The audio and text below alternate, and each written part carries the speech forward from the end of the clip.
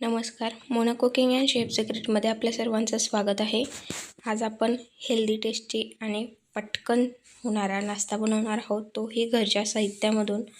चला तर मग आपण सुरुवात करूया. त्यासाठी मी 1 कप इथे गव्हाचं पीठ घेतलेलं आहे बारीक आणि गाळणीने गाळून घेतलेलं. त्याच्यात मी टाकला 1 छोटा कांदा, थोडंसं जिरं, चवीनुसार थोडंसं तिखट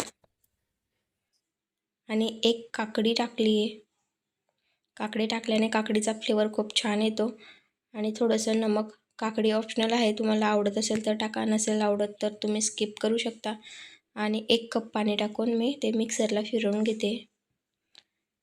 तुम्हाला जर का मऊ बनवायचा असेल नाश्ता तर तुम्ही थोडं घट्ट बॅटर राहू द्या आणि पातळ क्रिस्पी बनवायचं असेल तर थोडं पातळ करा. आता आपण तवा ठेवायचा आहे गॅसवर. त्यावर तेल टाकून पसरवून घ्यायचं आहे मस्त.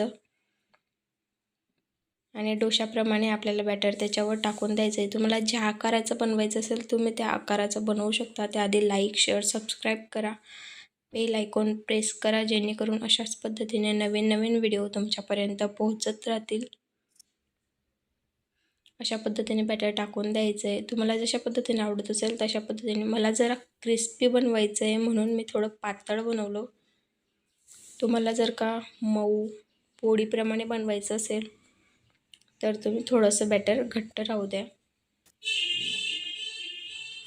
त्याच्याने जे हा नाश्ता बनतो तो एकदम मऊ बनतो आणि थंड झाल्यानंतर सुद्धा जसाचा तसा राहतो आणि खायला अप्रतिम चवीचा, हेल्दी असतो, टेस्टी असतो.